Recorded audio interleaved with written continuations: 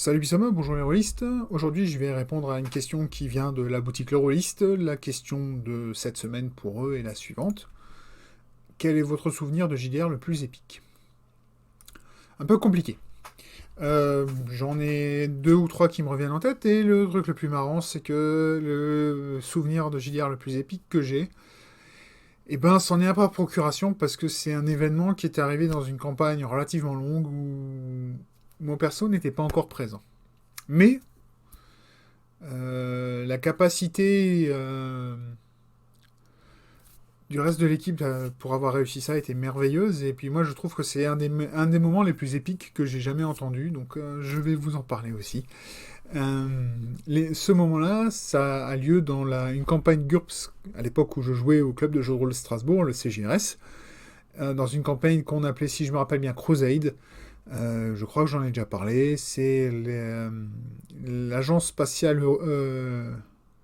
l'agence spatio-temporelle européenne qui envoie dans le passé un groupe d'agents pour récupérer je crois que c'est une bombe sale qui avait été volée et qui a été destinée à être détonée dans le passé dans la région de Jérusalem au moment de la première croisade.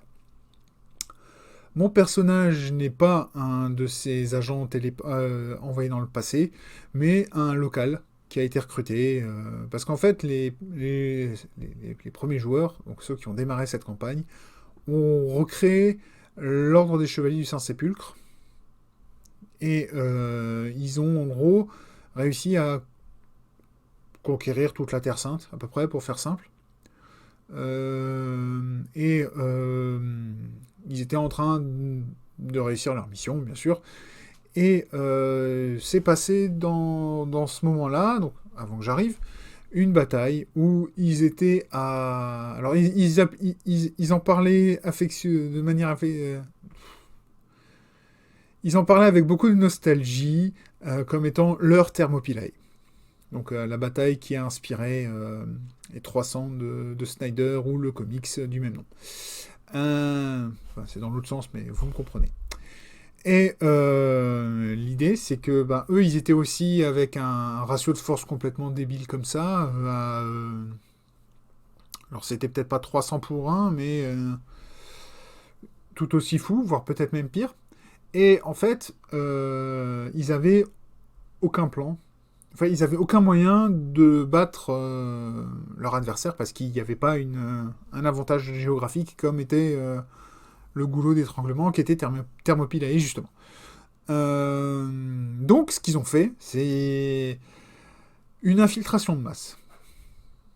Donc, tous leurs hommes, qui devaient être 200 ou 300, je crois, ils sont rentrés en douce dans la place forte de l'ennemi, en pleine nuit. Et, une fois qu'ils se sont tous mis en formation en carré au milieu de la place, et ils ont commencé à entonner un chant militaire. Les autres se sont rendus. Voilà, c'est... c'est quand même sacrément épique. Vous trouvez pas? Voilà. Et c'est sur ce que je vais vous dire merci de votre attention. Si ça vous plaît, n'hésitez pas à me laisser un petit pouce. Si ça ne vous plaît pas, n'hésitez pas non plus à me laisser un petit pouce vers le bas. Si vous voulez être tenu au courant de la suite des prochaines vidéos que je vais faire, eh ben, n'hésitez pas à vous abonner. Et en attendant la prochaine vidéo, je vous dis simplement à tous, bisbol.